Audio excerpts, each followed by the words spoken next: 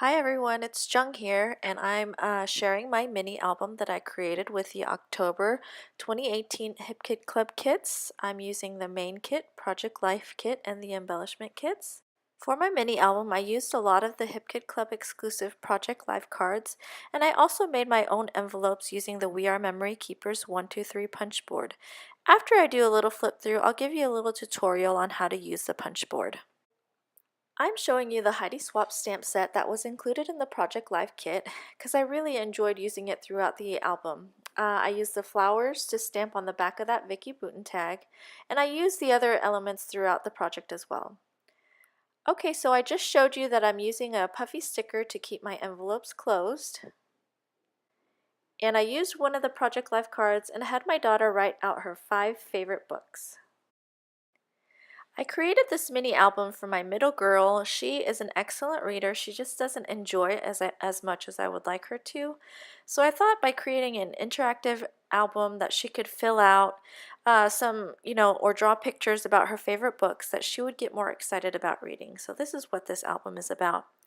I included a lot of reading quotes. I included a few photos of her. And I also left a lot of blank spaces that she can fill out herself.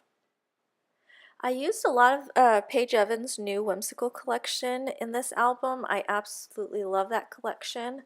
I really like that pattern paper that included all those tags with the little sayings on them. I fussy cut a lot of them and I added them to my project. There's 2 right there.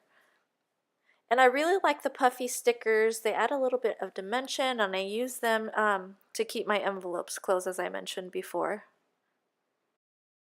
Here I'm just showing you that I used some foam tape to add some dimension to my project. And in this particular envelope, I wrote a little love note to my daughter, telling her how wonderful she is and how I encourage her to read, which is the whole purpose of the mini album. I really hope she likes adding to this album as much as I had fun making it for her. Okay, so next I'm going to show you how you can personalize your Project Life cards. These 2 Project Life cards have a little hashtag saying at the bottom, like I'm showing you here. I believe one of them said hashtag family selfie, and that didn't really fit with my album, so I just covered it up with the tags. And then I added some more stamps from the Heidi Swap collection. And that way I was able to use these cards, and my daughter can fill it in as she wants. So this is my last envelope. I didn't do very much embellishing because I just love the pattern paper as it is, and I didn't want to hide any of those flowers. So that's my little mini album, and I hope you liked it. Be sure to stay tuned after the photos for a brief tutorial on the We Are Memory Keepers 123 punch board and how I made envelopes.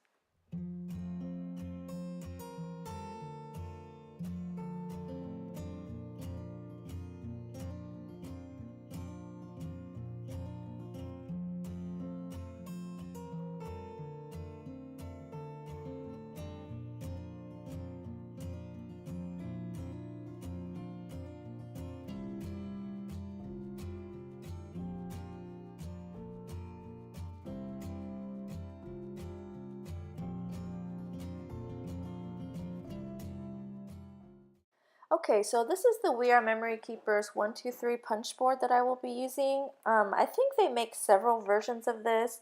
They even make just an envelope punch board, but this is the one that I happen to have. So I looked on the inside to see what card size or envelope size that I wanted. And since my Project Life cards are 3 by 4, I wanted to make a little bit bigger, so I wanted to use the 3 by 4.5 card size.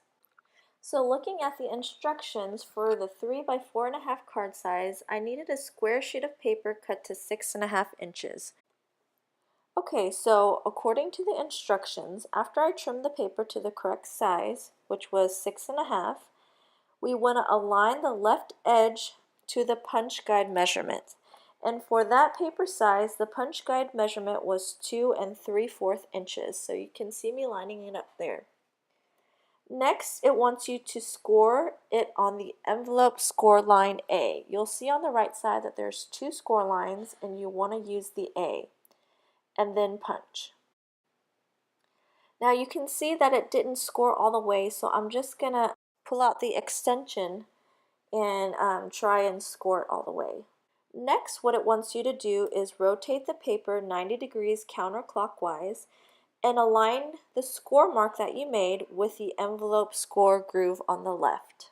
Then you want to repeat the steps, so you want to score on envelope score line A and then punch. Rotate the paper 90 degrees counterclockwise and keep working until you have all 4 corners done. So you can see there, you line it up with envelope score line A, score it, and then punch. Okay, and then it's optional whether you want to round your corners. I chose just to round the top and bottom corners because the other two are going to be tucked in and you won't really see that they're rounded anyway. Okay, so now you just use the score lines to fold down the flaps and start creating your envelope. I'm using a bone folder to help me make clean edges. And you can see what I'm talking about, that you can't even tell that the inside 2 edges aren't rounded, so no need to do them. I'm using double-sided tape, but you could use any strong adhesive, liquid adhesive even. And you just want to put it on the 2 edges that you see me putting it on. You don't want to put it on the top edge because you still want to be able to open your envelope. And there you have it, a cute little envelope. And for my envelopes, I use the Paige Evans puffy stickers to keep them closed. I like that you're able to open the envelope and then close it. I hope you found my tutorial helpful. Thanks for watching. Bye!